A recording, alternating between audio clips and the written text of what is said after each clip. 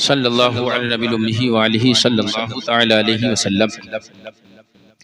پیارے آقا صلی اللہ تعالی علیہ وسلم کا فرمان عالی شان جنت الفردوس کے چھٹے دروازے پر، جنت کے چھٹے دروازے پر لکھا ہوا تھا لا الہ الا اللہ محمد رسول اللہ صلی اللہ تعالی علیہ وسلم، اور اس کے نیچے تحریر تھا، لکھا ہوا تھا جو شخص یہ چاہتا ہے کہ نزاع کے عالم میں موت کے وقت اس کے ساتھ آسانی ہو، نزاع کے عالم میں آسانی ہو، تو اس کو چاہیے کہ وہ لوگوں سے اچھی گفتگو کرے۔ اچھی گفتگو کرنے کے لیے ہمیں ابھارا گیا کہ اگر نزاع کے عالم میں آسانی چاہتے ہو تو اچھی گفتگو کرو۔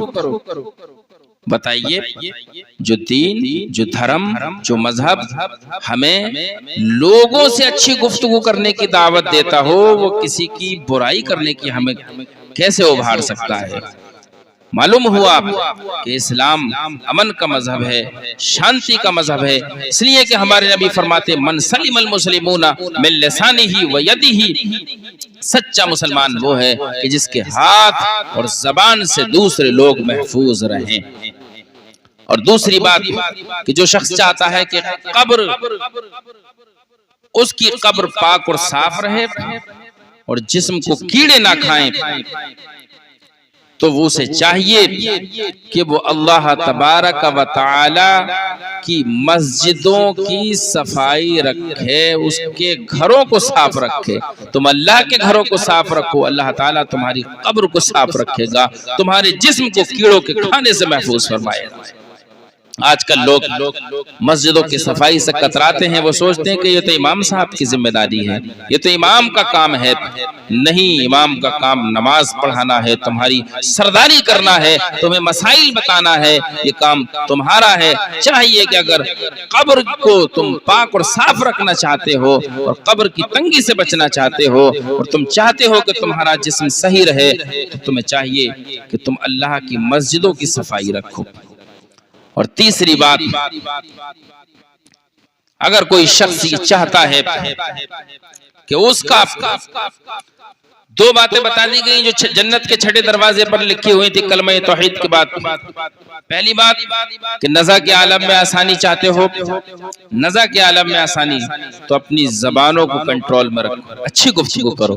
اور دوسری بات، اگر تم اپنی قبر کو پاک اور صاف رکھنا چاہتے ہو تو چاہیے کہ اللہ کی مسجدوں کی صفائی کرو۔ اور تیسری بات، اگر تم چاہتے ہو کہ زمین کے اندر تمہارا جسم تر و تازہ رہے، جسم تر و تازہ رہے اور تمہارا جسم بوسیدہ نہ ہو، تو تمہیں چاہیے کہ اللہ تبارک و تعالیٰ کے گھروں کو آباد کرو، یعنی نمازیں پڑھو، وہاں جا کر تہجد پڑھو، تسبیحات پڑھو، اللہ کے گھروں کو آباد کرو۔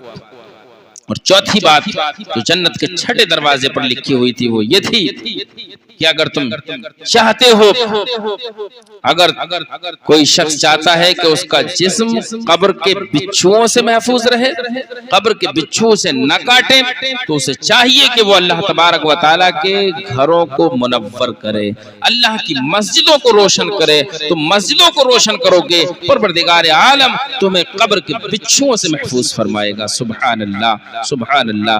پیارے اسلامی بھائیوں، اور جنت الفردوس کے 7ویں دروازے پر لکھا ہوا تھا لا الہ الا اللہ محمد رسول اللہ صلی اللہ تعالی علیہ وسلم، لکھا تھا، اور اس کے نیچے تحریر تھا کہ جو شخص چاہتا ہے کہ اس کا دل منور رہے، اس کا دل منور ہو جائے، اس کو چاہیے کہ وہ بیماروں کی عیادت و مزاج پرسی کرے۔ بیماروں کی عیادت کرنا، مزاج پرسی کرنا، اس کا حکم ہمارے نبی صلی اللہ علیہ وسلم نے ہمیں دیا، اور یہ سنت بھی ہے۔ نبی کونین جاتے تھے بیماروں کو دیکھنے کے لیے، اپنے صحابہ کو دیکھنے کے لیے، بیماروں کی عیادت اور مزاج پرسی کے لیے جایا کرتے تھے۔ تو چاہیے اگر تم اپنا دل منور کرنا چاہتے ہو تو بیماروں کی عیادت اور مزاج پرسی کرو۔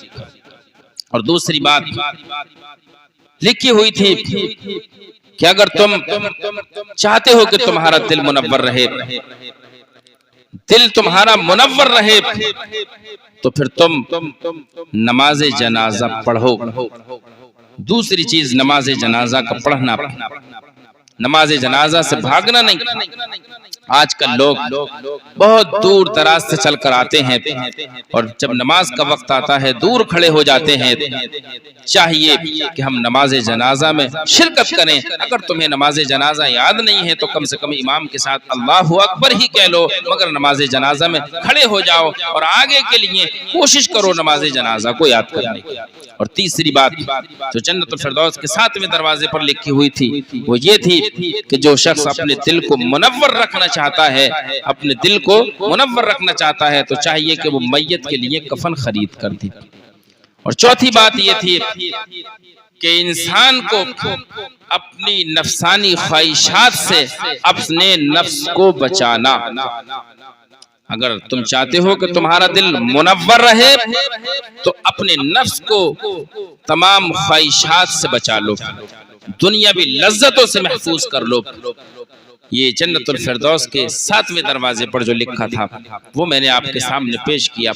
اور جنت الفردوس کے آخری گیٹ نمبر 8 دروازہ 8 پر لکھا ہوا تھا لا الہ الا اللہ محمد رسول اللہ۔ جب تم گھر میں داخل ہو تو 4 عادتیں اختیار کرو، 4 عادتیں۔ سچ بولنا، سچائی ایک مومن کا شیوا ہے، سچائی ایک مومن کی شان ہے، سچائی مومن کے درجات کو بلند کراتی ہے، سچائی سے انسان سرخ روح ہوتا ہے اور سچائی کامیابی کی ضمانت ہے۔ تو سچائی اور دوسری چیز سخاوت، اپنے گھر والوں پر، عزیز و اقربا پر، اپنے بچوں پر، اپنے والدین پر سخاوت کرو، خرچ کرو۔ اور تیسری بات حسن اخلاق سے پیش آؤ، منہ نہ بگاڑو، برائی نہ کرو۔ جب گھر میں داخل ہو تو حسن اخلاق سے پیش آؤ۔ اور چوتھی اور آخری بات یہ ہے کہ لوگوں کی مصیبتوں اور پریشانیوں کو دور کرنا۔ یہ جنت کے 8ویں دروازے پر لکھا ہوا اور آخری بات کہ لوگوں کی مصیبتوں اور پریشانیوں کو دور کرنا۔ اب میں یہاں رک کر کے یہ بتانا چاہتا ہوں جو مذہب اور مذہب اسلام اور جس کے پیغمبر محمد رسول اللہ صلی اللہ تعالی علیہ وسلم نے ہمیں ایسی تعلیم دی کہ ہم لوگوں کی پریشانیوں کو دور کریں، یہاں کسی مذہب کا ذکر نہیں کیا گیا ہے، وہ کتنا سچا مذہب ہے، کتنا اچھا مذہب ہے۔ پیارے اسلامی بھائیوں، اسلام کو فالو کرو، اسلام کے لائے ہوئے قوانین پر عمل کرو، سرکار کونین صلی اللہ علیہ وسلم کی زندگی کو پڑھو اور پڑھ کر اس پر عمل کرنے کی کوششیں کرو۔ اللہ تعالی ہم سب کو